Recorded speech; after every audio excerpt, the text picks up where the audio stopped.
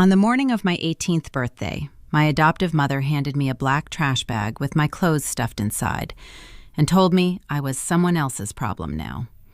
She didn't know that 20 years later, I would be the one signing the papers that decided her fate.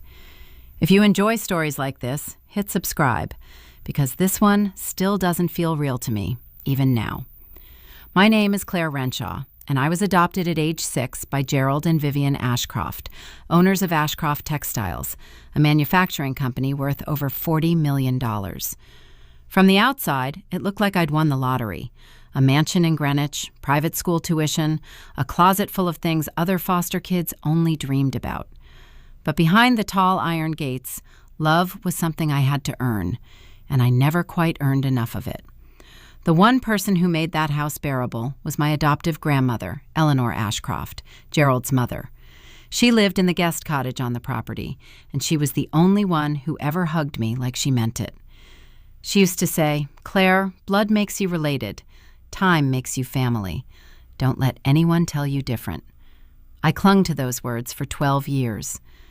Vivian, on the other hand, made it clear from the start that I was a project, not a daughter. She'd introduce me to her friends as the girl we took in, never my daughter. Eleanor warned Gerald more than once, "Vivian treats that child like a tax write-off, not a person."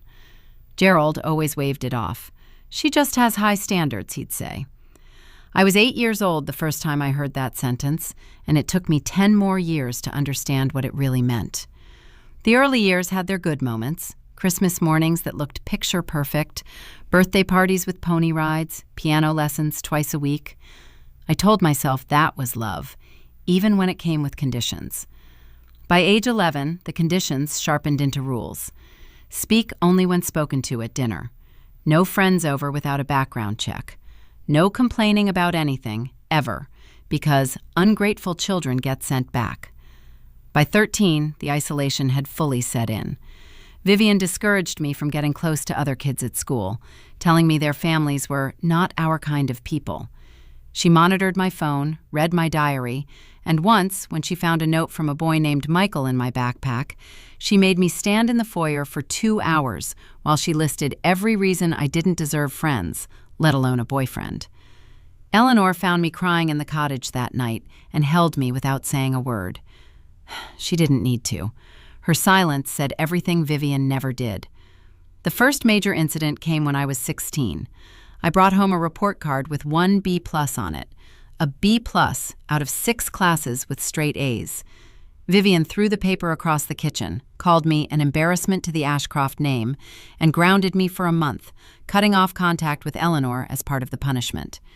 3 days later, Vivian apologized with a new dress and a family dinner, telling me she only wanted the best for me. That calm phase lasted almost a year. The next one, after she found out I'd applied to a state university instead of the Ivy League school she'd picked for me, lasted 6 weeks.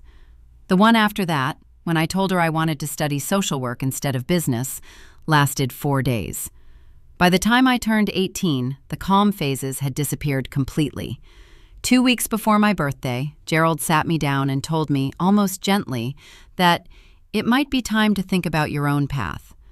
I didn't understand what he meant until the morning of my birthday itself, when I woke up to find my closet emptied and a single black trash bag sitting on my bed. Vivian stood in the doorway in her silk robe, arms crossed, and said, "18 means adult. You're an adult now, Claire. Go be one somewhere else." Gerald stood behind her and said nothing at all. That silence hurt more than her words did. I went straight to the cottage, trash bag in hand. Eleanor opened the door, took one look at me, and said, "Come inside. This isn't over, not by a long shot." She let me stay with her secretly for 3 weeks while she worked behind the scenes, calling in favors from an old friend, a family law attorney, to help me get emergency financial aid and student housing for the university semester starting that fall. Vivian never knew. Gerald never asked. The ticking clock arrived 4 years later, in the form of a phone call I never expected. Eleanor, then 78, had been diagnosed with early-stage heart failure. She told me over coffee, her hands wrapped around the mug the way they always did, "Claire, I need you to understand something about how this family's money actually works, before it's too late." That single sentence would change the next 16 years of my life. Eleanor revealed the turning point that day. She still owned 22% of Ashcroft Textiles, a stake Gerald's own father had left her decades earlier, one that Gerald and Vivian had spent years trying to quietly buy out or legally strip from her, believing she was too old and too sentimental to notice. She'd found the paperwork herself, a set of documents from Gerald's lawyer, drafted without her knowledge, attempting to reclassify her shares under a trust that would revert control entirely to Gerald and Vivian upon her death.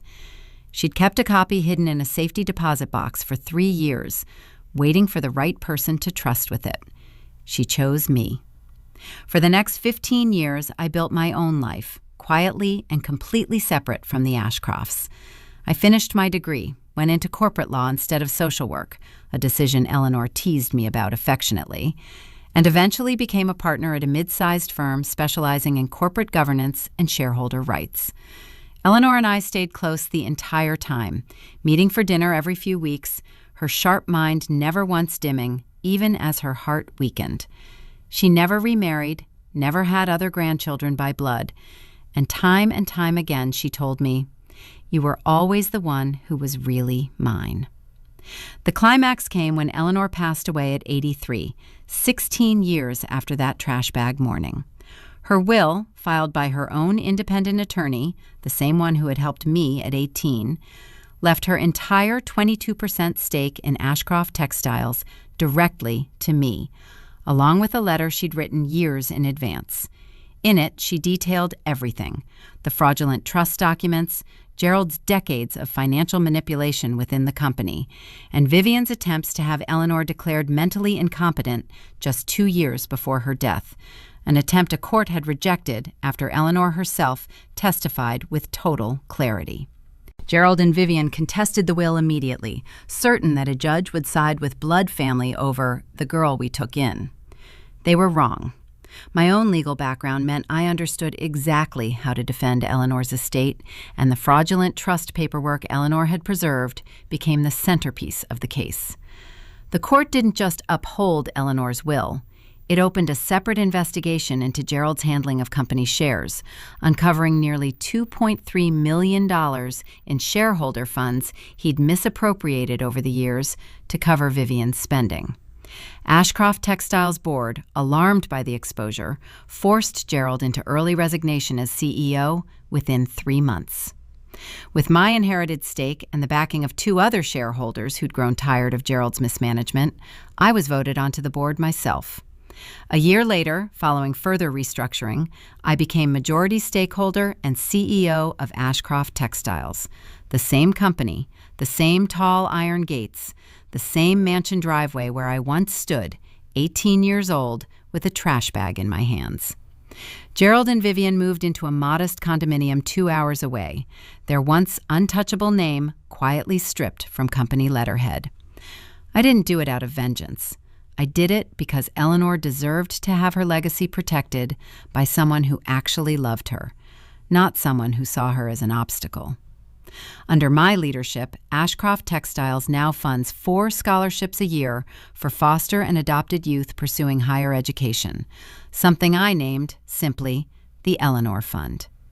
I visit her grave every year on my birthday. I bring fresh peonies, her favorite, and I sit there and tell her about the company, about the scholarship recipients, about the life she made possible for me twice, once when she opened her cottage door, and once more from beyond it.